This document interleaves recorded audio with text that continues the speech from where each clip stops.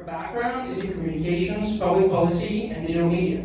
She's worked at NBC and the US Senate and spent 6 years educating female leaders in Rwanda before returning to the States to work at NPR. It's better not well. Not yet. I was like, click, that's just very cool. Today, she runs enterprise content at Notion during the day and obsesses over blockchain privacy during her off hours. Her research at UT Austin has focused on the intersection of privacy, identity, and crypto. And today we have the pleasure to hear a tidbit of that thesis in a summary form. And without further ado, please welcome on the stage.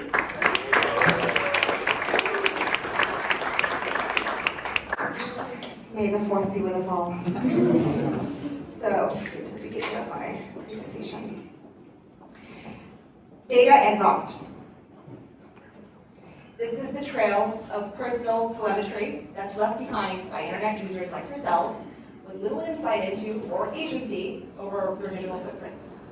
The data that's sold to marketers, advertisers, data brokers, malicious actors, really anyone that's willing to pay for your data exhaust.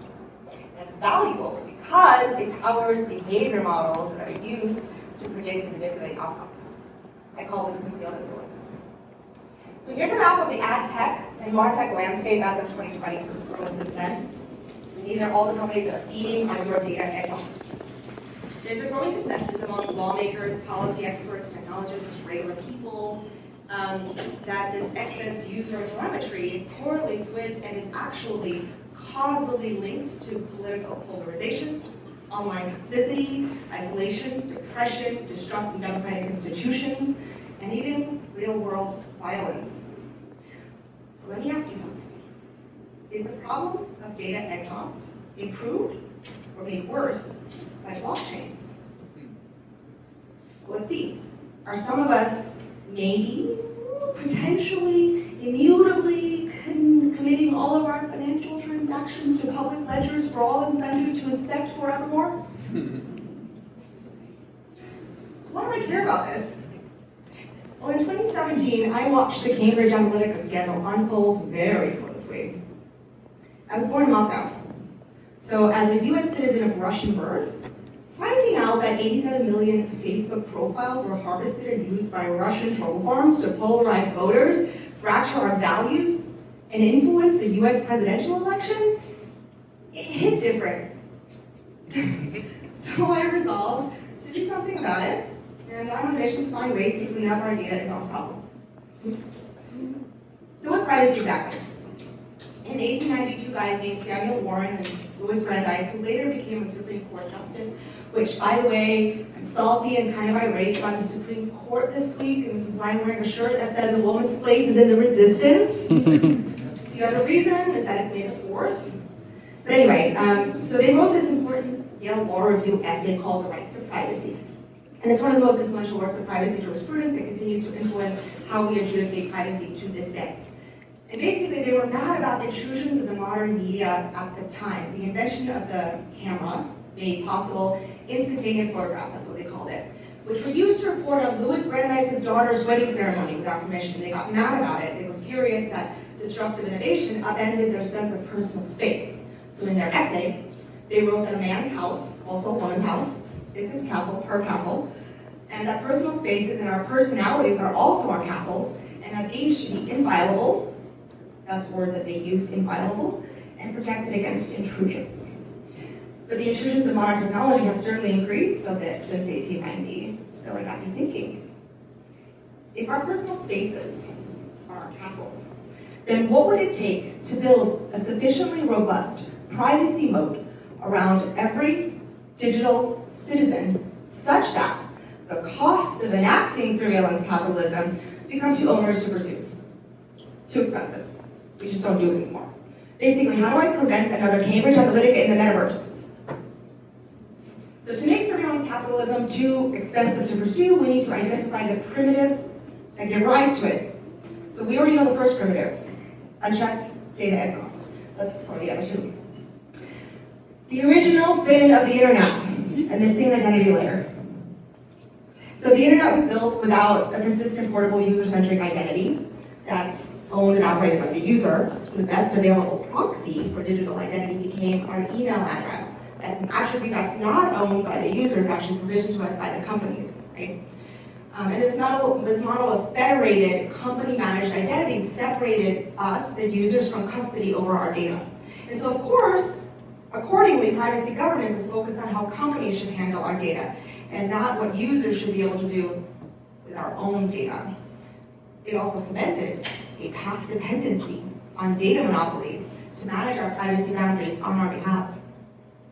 And this is what gives rise to the third primitive that created surveillance capitalism: consent theater.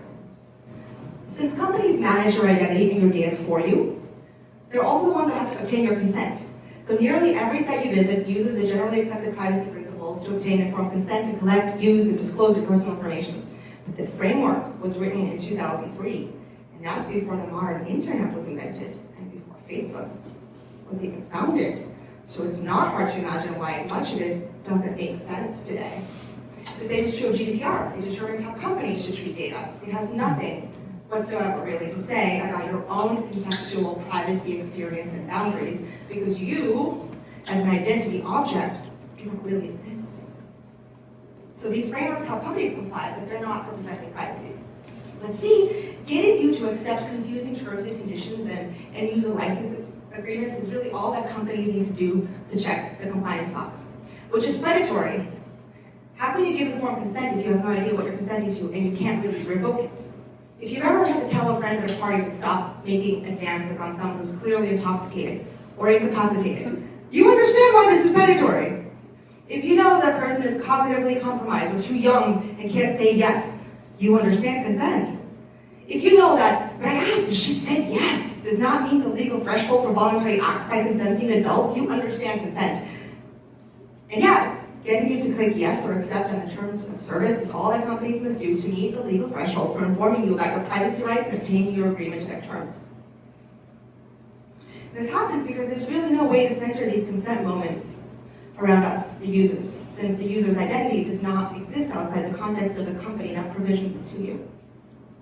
So we resort to these awkward regulations that are deterministic and center the company, not the user. Instead of privacy and context and real consent, we get command and control. And again, this is all downstream from the original sin, a missing identity layer. There's all this really super confusing and contradictory data requirements that get passed on to the end user in the form of really annoying pop-ups and high-friction user experiences that you all know that don't meaningfully advance privacy, but they give off at least the appearance that something has been done, Washington has acted, we can go home. That way, we can look the other way because the root causes are just too complicated to deal with and we're too path-dependent on federated identity to do anything about it. But we're out of that now, right? Because moving from platforms to protocols, everything's going to be IRE, WAGMI. Chris Dixon says that platform take rates are unconscionable, and Legion has declared an ownership economy for all. So everyone knows if we decentralize, we take the power back, right?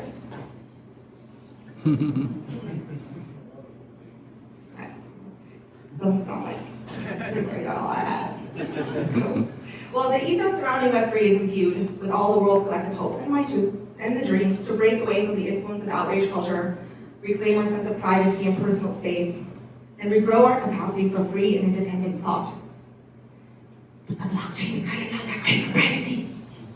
Because most of the harms of Web2 are rooted in how we treat privacy and identity, not the economic model of whether we transact on centralized platforms or on decentralized protocols. The only thing that really changes is where user telemetry gets stored, in the cloud or on the public ledger. So the same problems will affect crypto because the business model is merely a symptom of the problem, not its source. And in crypto, we've been alarmingly ignorant about those sources. Private info and transactions immutably stored on chains, no control over our identity and what we should show about our wallets, and users who are not technical and are not privacy experts expected to read the contract in DYOR.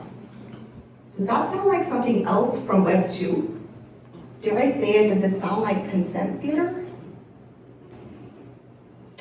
So anyone can perform a rudimentary Etherscan search and monitor and target you, and these analytics companies, of course, already exist. And that makes Cambridge Analytica look like a high school dress rehearsal. Because with every passing year, we spend more and more of our time in digital spaces. but we really have no control over how we show up in these spaces because algorithms decide that for us. But for now, think about what that looks like in crypto, even if we're done with algorithms. Think about the metaverse. Think of the richness of data that we're making available on Web3. Not just all your wallet details and financial assets, but immersive interaction patterns, and very soon in the metaverse, your biometrics. So every behavior, from how long you stare at an object to who you interact with, becomes a data point for predictive modeling. And even today, we're already affected by the failure of privacy in crypto. In DAO voting, you're subject to preference falsification if you want to impress your friends instead of stating your true preferences, because people can know how you vote. And if you're trading in DeFi, bots can front run your trades in what's called a sandwich attack. But, today is May the 4th, and I'm feeling particularly generous on that account. So I do have some ideas, if you please. Well, if the blockchain increases the attack surface for digital privacy infringement, then can the devs please do something? I get it. Few technologists enjoy thinking about compliance. You're coding the cutting edge of innovation. Your instinct is to push the boundaries of what is possible, not to circumnavigate restrictive rules and contradictions. And that is as it should be.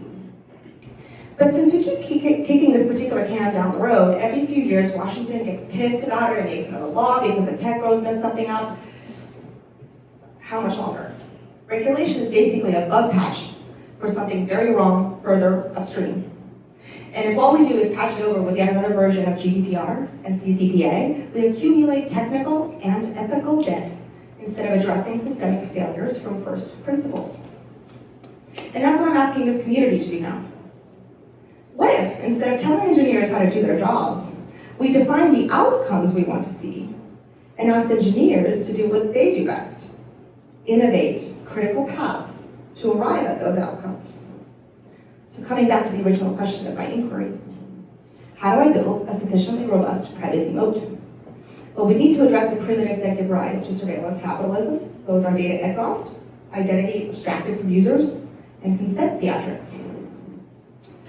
Well, on identity, the W3C has done great work in developing standards for decentralized identifiers and verifiable credentials that can unlock self-sovereign identity for us, finally. That's fabulous.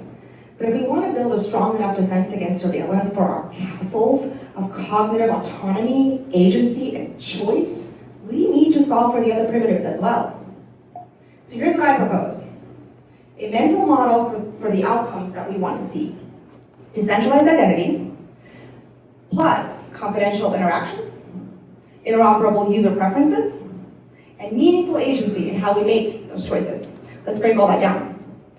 So decentralized identity allows users to reduce their aggregate digital footprint, but it provides zero confidentiality for signal emitted once a smart contract is signed or a transaction appended on chain. Those signals leave a traceable, publicly viewable trail. These patterns describe you. They're all the data exhaust that enables reconstruction of your identity to model behavior, manipulate outcomes, and enact concealed influence. But with all the innovation being done now on zero-knowledge proofs, for example, if you're at all interested in privacy, definitely explore this space. We also need to address the problem of consent theatrics. DYOR is the Web3 version of consent theater in Web2. People are not going to become privacy experts, that's not their job.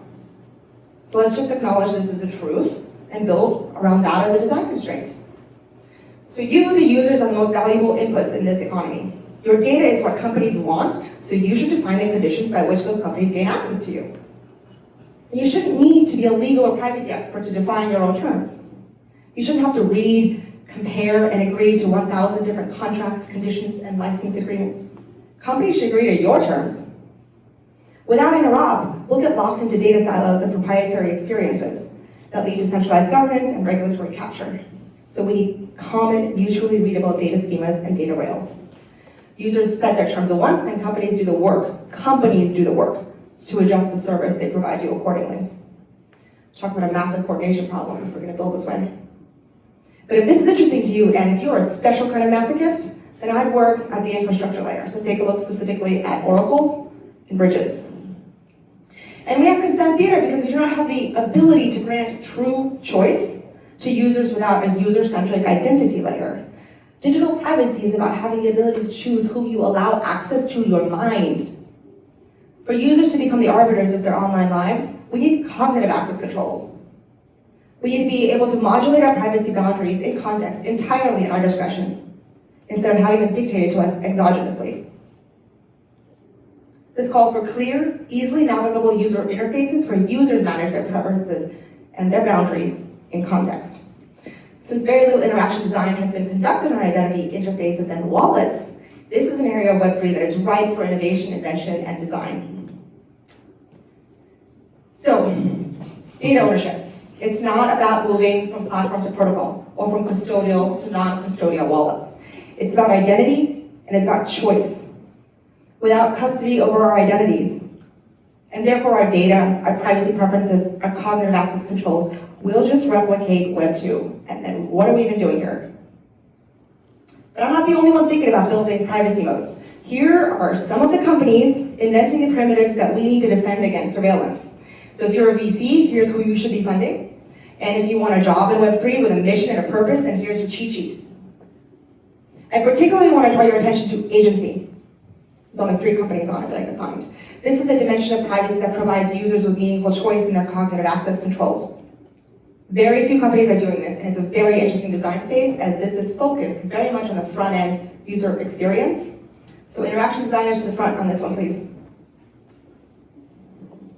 Well, that was actually a fraction of my entire list. I wrote a very long 100-tweet thread listing all the companies I'm tracking in this space, so you can find that on my Twitter account. But since I posted it, many more companies came out of the woodwork to contact me, so I'm keeping a spreadsheet of them all. It's a hot mess. DM me if you want ideas. And I'll leave you with this. The blockchain does not by itself address the harms that pervade our dominant platforms. Most of those harms are rooted in bad privacy schemes and poorly designed identity management, not extractive business models. So as long as the surplus telemetry can enable the monetization of data exhaust for commercial gain, surveillance capitalism will persist. If we don't address these failure modes now, I promise there will be no material difference between extractive platform businesses of today and the decentralized versions that hope to supplant them. So let's not recreate a more pervasive, immutable, and composable version of surveillance capitalism. Crypto is a unique opportunity to abandon outmoded methodologies and instead center individual autonomy and agency. This is an opportunity that nobody, least of all those building Web3, can afford to ignore. Because by far, the greatest latitude of choice exists the very first time a particular instrument, system, or technique is introduced. Thank you.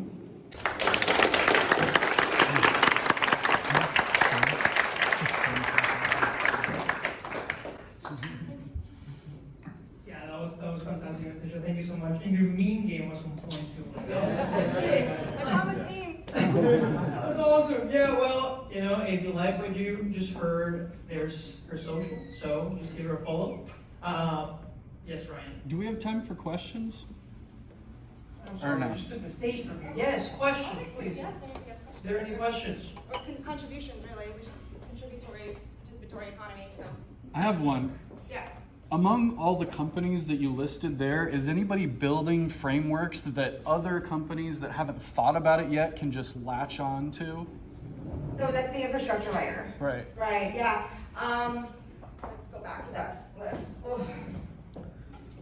I have a whole job ahead of me to actually map this out interactively, so you could, look at it through like, well, what does it do, and what's the encryption like, and where does it fit in the tech stack? But all the interoperability companies are really like the data rails, the underlying that you can build upon. So Ceramic, incredible. Let's see, NIM. You should check out NIM. I think they booked like $380 million in Series A today, I believe. Wormhole is an interoperability protocol. Let's see. There's one that's missing from here. Secret Network. I'm so sorry. Oh no, it's there. It's under confidentiality. So I put it under confidentiality. Some of these don't really fit squarely in one or the other. They kind of do many things. I fit them under secret since that's really what they're shipping. Is the brand of like being secretive, but it's actually an entire network of stuff and things and apps and cool things. Yeah. So yeah. Okay. Questions. Yeah, so we talked about building a moat of privacy around users. Yeah. So as someone who comes from the creative and marketing space, and just creating great experiences for consumers, how do you balance this sort of trying to not overly monetize and control users, while at the same time knowing people go to the communities they want to participate in and want to be shown new content in a user-friendly way? So how do you balance sort of those two push and pulls? Yeah, that's the question of consent and agency. The balance doesn't exist right now because I can't decide what I want to see and don't want to see. My heuristics and my like history and everything that I've ever done on the internet is actually accumulated, mapped, modeled, and then I am like surreptitiously targeted through something that I call concealed influence. If we were in an agentic world, I'd be able to determine, like, and declaratively state that I'd like to see ads for sneakers. I don't really want to see ads for babies. I like nail polish. I can state that and provide those declarative preferences directly to companies, which makes sense actually, because where advertising is moving now is direct relationships with consumers, right? A more intimate, real, authentic relationship. So you want to know what the person really wants to tell you. You don't want to like hack into the subconscious, because that's like a really nasty relationship, and you don't want to be in that relationship, right? So it's consent. Yeah. First, you did an incredible job. I'm a data solution, I just want to say, okay, so the data double has come from Web 2 to Web 3, and I think it's really incredible to contend this whole thing about privacy when it comes to our identities on the web, whether it be our wallet addresses. My question is, how do we give the user their power back while also not giving hackers the upper hand when it comes to privacy in terms of digital identity? Okay, yeah, I think you're driving at the trade-off between privacy and convenience, right? Yeah. So user interaction designers to the front, please. We need you. It's a really tough call because in a way you need to train a certain mental shift to self-custody. What that means, that doesn't mean you're running your own server. That doesn't mean you have to like custody a bunch of keys. There's actually a lot of innovation in how to make wallets, multiple wallets work together. Those are primitives that don't exist yet. We know the design space is like ripe for innovation so that users don't have to make a trade-off between privacy and convenience. Because that's the trade-off we're forcing right now. We're just kicking this can down the road. We're making the user have to do everything. We're literally expecting users to compare and contrast all these terms of service, which they can't do and they don't have the legal expertise. And we're just saying, well, you consented, right? And we're doing the same thing in Web3. It's like, well, I just, you consented, but like we haven't invented the right technologies and the right interfaces that service true privacy without, trading off convenience or the other way around. So this is really we're really inventing the internet right now. This is why we're here. It's fascinating. Let's not do it wrong. Yeah. I second it. That was amazing. The other part is when you think about identity, there's an avenue of reputation on chain. So are you seeing any protocols starting to work on that, or Yeah, Disco under identity. Disco is a fantastic company. You should be following Evan McMullen. She is a thought leader in this space. So she called her company Disco because Disco Ball is reflective, and you should be able to reflect different aspects of your identity and how you show up in different spaces. And that showing up, how you present, should be up to you. Anything else? Zach? I have a question about these three questions, these three companies on the far right, the Crucible and Trading. What kind of agencies are they? Why is that? Oh, they're not agencies in the sense of being a creative agency that ships advertising. It's agency in the sense of choice. When you have agency in the decisions you make, it means that you really can exercise rich choice. So the reason that I have it broken out this way is that part of my graduate work has been identifying those primitives that give rise to surveillance, that make surveillance attractive, seductive, lucrative. And it's a lack of identity, a lack of confidentiality, a lack of interoperability between entire modes of data. So my space is not interoperable with Facebook, for example, right? And we can break that. And then agency means I have those choices. I have plenty of consent moments, in context as I experience my reality in the metaverse or wherever, and I can always make those choices. I don't have to go and compare the end user license agreement and decide I don't like something in the terms and pick another network that serves me better, but then it doesn't really work because all my friends aren't on it, so I don't really have a choice, so my only choice is really just to opt out of the social contract. Does that make sense? Yes? Are any of the ones up here social graph? Let's see, can I include social graph? I suppose I should have actually. The reason I didn't fit a social graph is because it provides a different type of service. So the social graph would sit on top of the rails provided by, for example, Ceramic. But it provides a different functionality than privacy. So, quick question. Probably want to include that in the eventual app that I make. Anything else? Yeah? Do you have a proposed hierarchy of confidentiality and future blockchains that would be used at that? A hierarchy of confidentiality? Like, you know, our tax records for purchasing property or cars is public. You wouldn't want to pay tax in the same public same person or not. Yeah. But, So the default should be no data on chain. The less data on chain, the better. Use a roll-up. You know, everything should have zero knowledge appended to it. Why? It's not just a privacy concern. It's just about efficiency. Like if we want to stop clogging our networks and I don't know, running energy into the ground, then we need to be very circumspect about what goes on chain. And if it can be off chain, then that's better. That's the point. Like the blockchain is not this like panacea that is good and appropriate for every single use case. It has specific use cases, and we should be very discriminated about what those use cases are. Yeah. Yeah.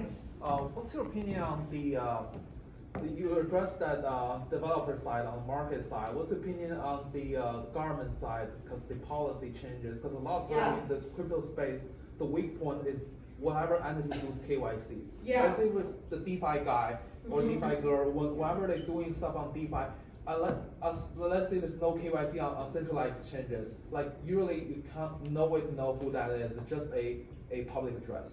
So a lot of times that weak point is from the government itself, from the regulation itself, rather than lack of regulation. So what's your comment on that kind of side? Yeah, so in President Biden's executive order a few months ago, it's actually really good on privacy and on crypto, but you also talked about increasing KYC and anti-money laundering regulations. And I actually wrote a position post about this on my Mirror, talking about the fact that increasing the burden for AML in crypto doesn't actually meaningfully impact crime at all, because most criminals are using blockchain for the most part and Monero, and meanwhile that is so the search for criminality is a dragnet for everybody else that has a right to transact privately, not just financially, but literally our preferences, our experience, our friends. We are all targeted because of a specific manhunt against criminals who are using publicly available blockchains anyway. So there's lots of research on this to show.